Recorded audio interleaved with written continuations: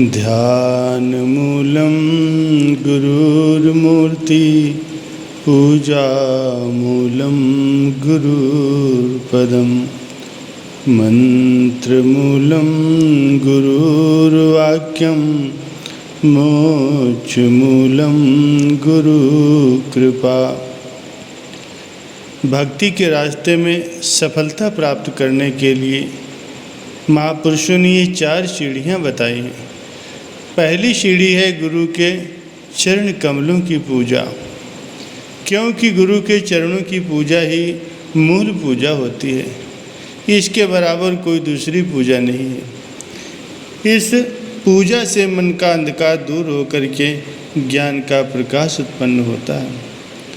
गोस्वामी तुलसीदास जी कथन करते हैं, श्री गुरु पद नख मणि गण ज्योति, सुमिरत दिव्य दृष्टि ही होती, दलन मोह तम शोषु प्रकाशु, बड़े भाग्य उर आवहीं जाशु। अर्थात गुरु के चरणों के नाखूनों का प्रकाश अनंत मणियों की ज्योति के समान है। उनके सुमिरन और पूजन करने से मोह का अंधकार दूर होता है और दिव्य दृष्टि पैदा होती है। वे जीव बड़े भाग्यवान हैं जिनके हृदय में गुरु के चरणों का ध्यान आता है। फिर कहते हैं, गुरुपद रज मृद मंजुल अंजन, नयन अमीय द्रग दोष विभंजन, तेहि कर विमल विवेक विलोचन, वर्णव राम चरित भव मोचन। अर्थात गुरु के चरण कमलों की जो रज है अर्थात धूली है, वो सुंदर कोमल अंजन है और जो दिव्य नेत्रों के लिए अमृत का असर रखता हुआ उनके समस्त रोगों को दूर करता है। गोस्वामी जी कहते हैं कि मैं उसी गुरु के चरण रूपी अंजन से अपने नेत्रों को शुद्ध और साफ करके अर्थात अपनी आँखों को निरख परख वाली आँखें बनाकर श्री रामचंद्र जी महाराज जी के चरित्र का वर्णन करता हूँ, जो संसार का भय दूर करने वाले हैं। भाव यह है कि सब गुरु ही के चरण कमलों का प्रताप है, वरना मुझ में इतनी शक्ति कहाँ है। एक फकीर का कथन है कि मैं गुरु की मूरत का आशिक हूँ, मेरा मन उनके वचनों से साफ हो जाता है। जब मैंने उनके चरणों और चरणों की रज को लिया तो मन का अंधकार सब दूर हो गया।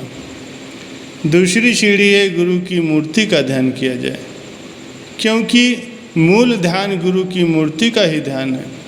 और जितने ध्यान हैं फल तो कुछ न कुछ सबका होता है, परंतु वे ध्यानी को माया के घेरे से बाहर नहीं ले जा सकते। गुरु चूँकि स्वयं माया से रहित और मुक्त होते हैं, इस वास्ते उनकी मूर्ति का ध्यान उपासक को सब बंधनों से छुड़वा करके मुक्त कर देता है। गुरु की मूर्ति का ध्यान कोई मनुष्य की मूर्ति का ध्यान नहीं है, वो ईश्वर का ध्यान है। बल्कि सही अर्थों में जो ईश्वर का ध्यान है वो गुरु की ही मूर्ति का ध्यान है। इस भेद को खास मनुष्य ही समझ सकते हैं। आम जीवों की समझ में इस बात का आना बड़ा कठिन है। जो लोग गुरु को मनुष्य समझते हैं वे भक्ति के रास्ते में उन्नत नहीं कर सकते। श्री कबीर साहब जी कथन करते हैं, गुरु को मानुष जानते, ते नर कहिए अंध, महादुखी संसार में आगे जम का फंद। गुरु मानुष कर जानते, चरणामृत को पान, ते नर नर के जाएंगे जन्म जन्म हो शान। कबीर वे नर अंध हैं गुरु को कहते और, हर रूठे गुरु शरण है गुरु रूठे नहीं ठोर।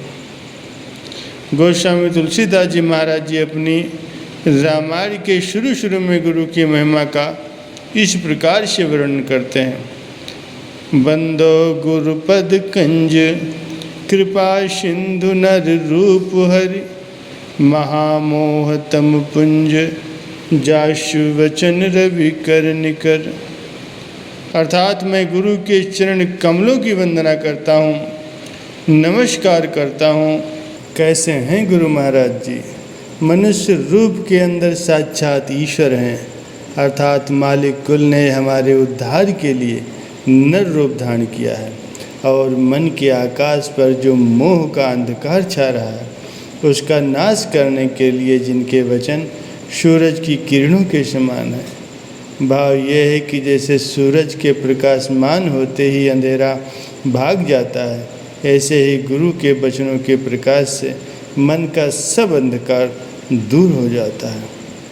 एक सूफी साहिब जी का वचन है, गर तू जाते पीर रा कर दी कबूल, हम खुदा दर जाते आमद हम रसूल।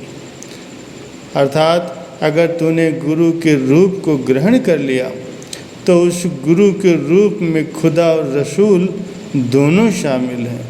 अर्थात गुरु के स्वरूप से ईश्वर और ईश्वर का अवतार भिन्न नहीं है, वे उसी में आ गए हैं। एक और साहिब जी फरमाते हैं, गर बिजोई जाते हकरा शूरते मुर्शद बरबी, आस के शव जाते मुर्शद अंदरू रोशन नबी। अगर तू मालिक के दर्शनों का अभिलाषी है तो गुरु के स्वरूप को देख और उनकी सूरत पर आशिक हो जा, फिर उसी के अंदर उस पार ब्रह्म परमेश्वर के चमत्कार को देख। श्री पंचम पातशाही जी श्री गुरु अर्जुन देव जी महाराज जी का वचन है, गुरु गुरु गुरु करि मन मोर, गुरु बिना मैं नाही होर, गुरु की टेक रहूं दिन राती, जाकी कोई न मेटे दाती, गुरु परमेश्वर एको जान, जो तिस भावे सुपरमाण। गुरु चरणी जाका मन लागे, दुख दरिद्र भ्रम ताका भागे। शाह फरमाते हैं कि ऐ मेरे मन तो गुरु का स्मरण कर, क्योंकि बिना गुरु के इस संसार में कोई भी अपना नहीं है।